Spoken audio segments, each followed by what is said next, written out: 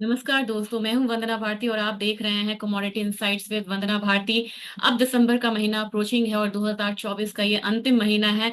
ऐसे में जानना जरूरी है कि आपके पैसे कहाँ लगे थे और कितना आपके पैसों पे रिटर्न मिला है, यानी किस तरीके से एसेट क्लास ने यहाँ पे परफॉर्म करा है।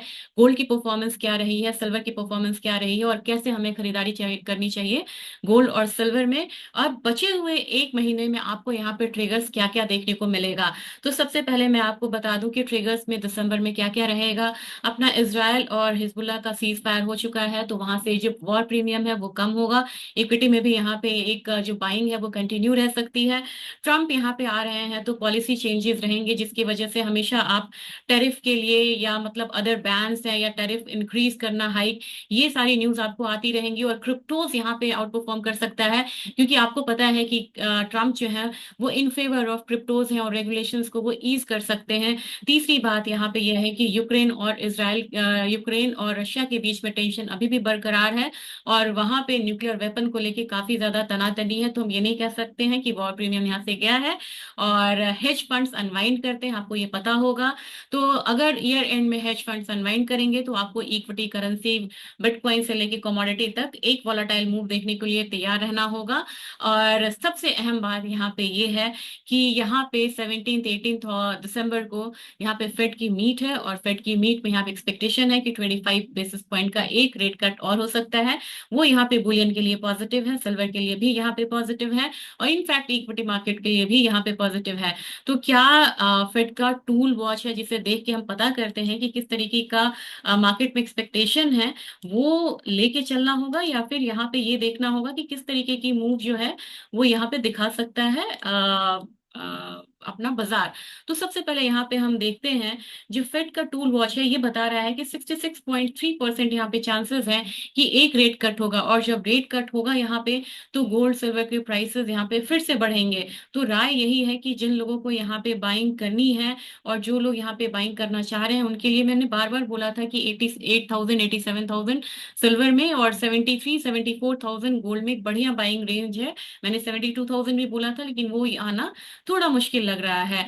तो यहाँ पे बाइंग आपको कंटिन्यू रखना चाहिए। और रही बात एसेट क्लास की, तो मैं एक पीपीटी के जरिए यहाँ पे बताना चाहूंगी कि एसेट क्लास ने किस तरीके का परफॉर्मेंस आपको यहाँ पे दिया है। बिटकॉइन ने, जी हाँ, 2024 में यहाँ पे सबसे बढ़िया प्रदर्शन किया, 130% का रिटर्न है। अकेले अकेले नवंबर में यहाँ पे 50% से ज्यादा का रिटर्न था। इसके बाद गोल्डमैन सैक है, कमोडिटी इंडेक्स है, जिसने यहाँ पे 50% से ज्यादा का रिटर्न दिया है, यानी कि ये कमोडिटी को रिप्रेजेंट करता है। इक्विटी अभी तक यहाँ पे नहीं आया है। इसके बाद सिल्वर का रिटर्न 32% का है, नेचुरल गैस ने यहाँ 29% का रिटर्न दिया है, 30% मान के चल सकते हैं। गोल्ड ने भी यहाँ पे 27% तक का रिटर्न दिया है। और ये मैंने रिकॉर्ड हाई से नहीं लिया है, जो 20 नवंबर का था वहां से लिया है। अगर रिकॉर्ड हाई से लेते तो कमोडिटीज के रिटर्न यहाँ पे और भी अच्छे बन सकते थे। फिर यहाँ पे आप देखेंगे तो यूएस की मार्केट है, नेस्डैक है, एसएनपी, इन्होंने अच्छा प्रदर्शन करा है और ट्रम्प के आने के बाद यहाँ पे जो मूव है अच्छी आई है। हैंगसेन ने और स्ट्रेट टाइम्स में, जो पिछले 2 3 सालों से नेगेटिव जोन में थे, उन्होंने यहाँ पे अच्छा प्रदर्शन किया है। लेकिन अगर ट्रेजरी की बात की जाए तो यानी कि नर्वसनेस मार्केट में है, ट्रेजरी ने भी यहाँ पे 14% का रिटर्न दिया है। और काफी दिनों बाद देखा जाए तो शंघाई कंपोजिट यानी कि चाइना की मार्केट यहाँ पे बढ़ती हुई नजर आई, क्योंकि यहाँ पे उन्होंने बहुत सारा स्टिमुलस वगैरह दिया था।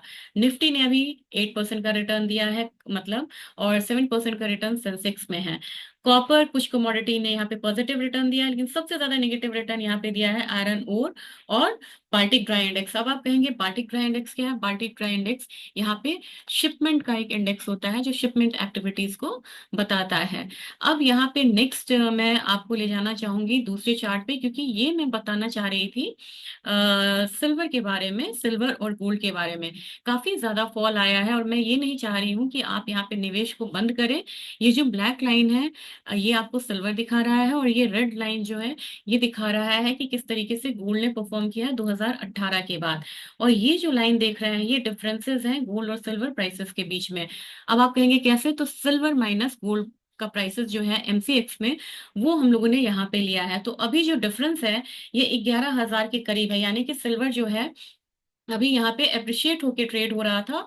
और जब हमारा कोविड वाला टाइम आया था, तो हम लोगों ने देखा था कि गोल्ड में फॉल आया था और एक बार सिल्वर में यहाँ पे अपसाइड आया था। तो सिल्वर और गोल्ड का जो डिफरेंस था वो यहाँ पे करीब करीब 24,000 के करीब हो गया हुआ था। तो जब यहाँ पे लग रहा है, काफी टाइम आप देखेंगे बोलेंगे कि बुलियन काउंटर है, दोनों तो सेम कमोडिटी है, लेकिन चांदी में इंडस्ट्रियल प्रॉपर्टीज होती हैं, वो इंडस्ट्रियल यूजेस के लिए जानी जाती हैं।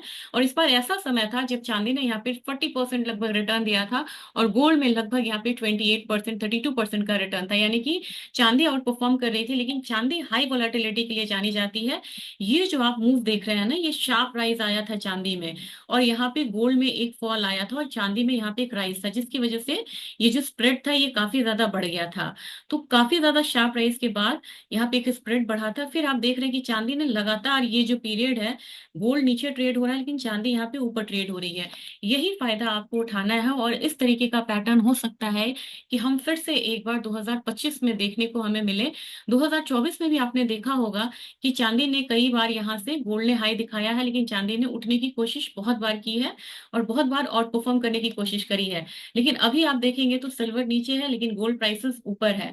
अब दिसंबर के महीने में यहाँ पे गोल्ड प्राइसेस में एक डाउनसाइड देखने को मिलता है, और बाइंग जो फिर से आती है वो जनवरी से आती है। तो अब आपको मैं सीधा यहाँ पे चार्ट्स की तरफ ले जाना चाहूंगी ताकि आपको चार्ट्स पे ज्यादा समझ में आए।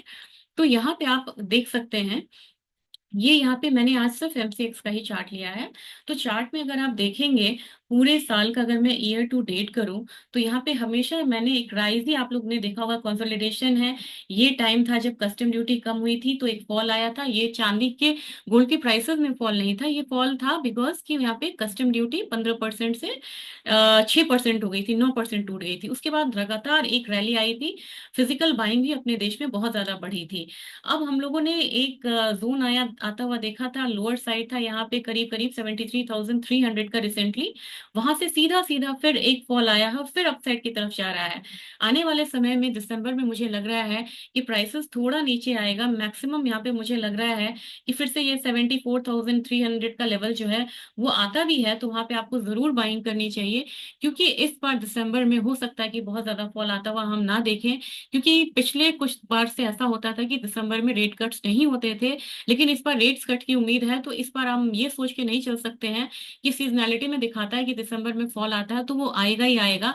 हो सकता है यहाँ पे कि 17-18 दिसंबर के करीब जब यहाँ पे रेट कट हो, तो प्राइसेस में यहाँ पे एक जंप देखने को मिले, और हो सकता है कि हम एक बार 78,000 से 78,000 तक का लेवल्स आता हुआ दोबारा देखें।